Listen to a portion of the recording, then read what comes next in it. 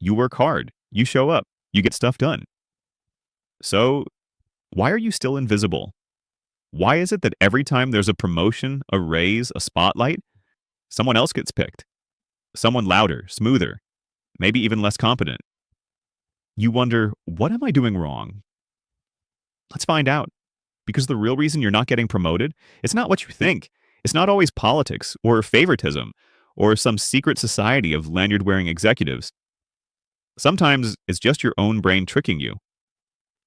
Let's start with the first brain glitch, the illusion of transparency. This is the belief that people can see your effort, that your dedication is obvious, that your hard work is self-evident. But here's the truth, it's not. Nobody sees your late nights. Nobody feels your stress. Nobody notices how many fires you put out before they burned the forest down. You think you're broadcasting your value, but in reality, you're on silent mode. Just because you know how hard you work doesn't mean they do. And if you don't make your value visible, it's as good as invisible. Let me give you a jungle example. Back in the gorilla forest, I once led an entire banana transport operation. Built the bridges, trained the monkeys, avoided 4 stampedes. I thought the elders would praise me, promote me. You know what they said? Thanks for showing up. That's it. Why? Because I never told them what I did. I assumed they knew. I thought they'd connect the dots. They didn't, because people are too busy connecting their own dots. Now let's add another bias to the mix, self-serving bias. It's the tendency to credit ourselves for our success and blame others for our failures. So when we don't get promoted, our brain says things like, it's because my boss is unfair. It's politics. They don't like people like me.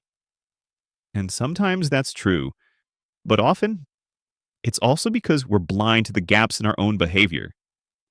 Maybe you deliver great work, but nobody hears your voice in meetings. Maybe you're skilled, but resist visibility because it feels fake. Maybe you assume competence is enough and forget that perception matters too. Self-serving bias protects your ego, but it blocks your growth. Because if it's always someone else's fault, you never look in the mirror. Let's move to the next sneaky glitch, fundamental attribution error.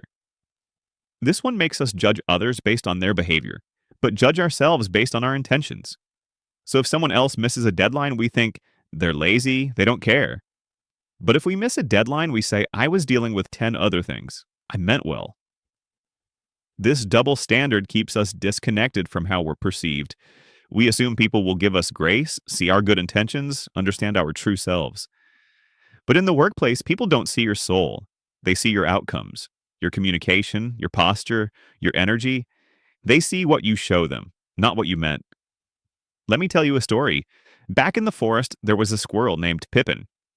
Pippin wasn't the strongest or the smartest, but Pippin had one skill, visibility.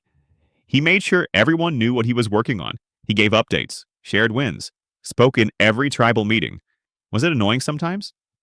Yes, but when the role of Forest Ops Chief opened up, who got picked? Pippin. Not because he was the best, but because he was known. He played the game of perception and won. Now, this might sound unfair. You might be thinking, I shouldn't have to self-promote. My work should speak for itself.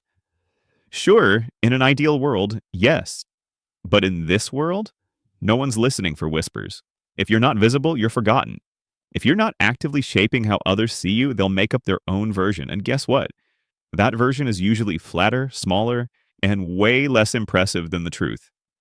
Let's talk practical. What does managing perception look like? It's not about faking charisma or bragging 24/7. It's about translating your effort into visibility. It means sharing progress, not just results. Speaking up even when it's uncomfortable. Letting others see your thinking, not just your output. Asking for feedback and actually applying it. And most importantly, it's about aligning what you do with how others experience you. Here's something you might not like. You're being judged all the time. Not just by your boss, by peers, clients, even that one coworker who always eats the last samosa. They're forming opinions, subconsciously, instantly, based on your tone, your posture, your pace, your consistency. That's not politics, that's human nature. And pretending it doesn't exist doesn't make you noble, it just makes you lose the game. So if you feel overlooked right now, if you're stuck on the same rung while others climb past you, Stop asking, why can't they see how good I am?